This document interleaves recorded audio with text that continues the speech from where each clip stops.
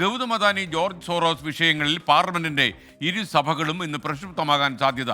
രാജ്യസഭാ അധ്യക്ഷൻ ജഗദീപ് ധൻഖറിനെതിരായ അവിശ്വാസ പ്രമേയത്തിൽ പ്രതിപക്ഷത്തിനെതിരെ കടുത്ത ആക്രമണവുമായി ഭരണപക്ഷമെന്ന് രംഗത്ത് വരും. യഥാർത്ഥത്തിൽ പ്രതിപക്ഷത്തിനെതിരെയാണ് ഭരണപക്ഷം കടുത്ത ആക്രമണമായി വരിക. ലോക്സഭയിൽ ദേശീയ ദുരന്ത നിവാരണ നിയമ ബില്ലിന്മേലുള്ള ചർച്ചകൾ ഇന്നും തുടരും. വിനീത വിജയ് വിവരങ്ങളുമായി ഡൽഹിയിൽ നിന്ന്. വിനീത, ശരിക്കും ഒരു ഉപരാഷ്ട്രപതിയെയും ഇങ്ങനെ രാജ്യസഭാ അധ്യക്ഷനെ ഒന്നും അവിശ്വാസ പ്രമേയമായി നേരിട്ടിട്ടുള്ള ഒരു പ്രതിപക്ഷവും എന്താണിപ്പോൾ സംഭവിക്കുന്നത്?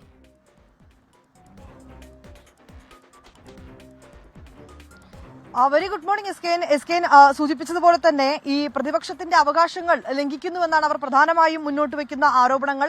കൃത്യമായിട്ടുള്ള ചർച്ചകൾ നടക്കുന്നില്ല, ഇവരുടെ ആവശ്യപ്രകാരമുള്ള വിഷയങ്ങളിൽ പ്രത്യേകം ശ്രദ്ധ കൊണ്ടുവരുന്നില്ല തുടങ്ങിയ ആരോപണങ്ങളൊക്കെയാണ് പ്രതിപക്ഷം മുന്നോട്ട് വയ്ക്കുന്നത്. നേരത്തെ സൂചിപ്പിച്ചതുപോലെ തന്നെ അദാനി കോഴ, ജോർജ് സോറസ് വിഷയങ്ങളിൽ കഴിഞ്ഞ ദിവസങ്ങളിലും വലിയ പ്രക്ഷുബ്ധമായ സാഹചര്യമാണ് സഭയിൽ ഉണ്ടായിരുന്നത്. ഇന്നും സമാന രീതിയിൽ തന്നെ പ്രതിഷേധങ്ങളും പ്രക്ഷുബ്ധങ്ങളും ഒക്കെ ആ സഭയിൽ ഉണ്ടാകുമെന്ന് തന്നെയാണ് നമുക്ക് അറിയാൻ കഴിഞ്ഞത്. കഴിഞ്ഞ 2 ദിവസങ്ങളിലേക്കും കടുത്ത പ്രതിപക്ഷ ഭരണപക്ഷ ഏറ്റുമുട്ടലുകളിലേക്കാണ് ഈ അദാനി കോഴ, ജോർജ് സോറസ് വിഷയങ്ങളൊക്കെ തന്നെ എത്തിച്ചിട്ടുണ്ടായിരുന്നത്.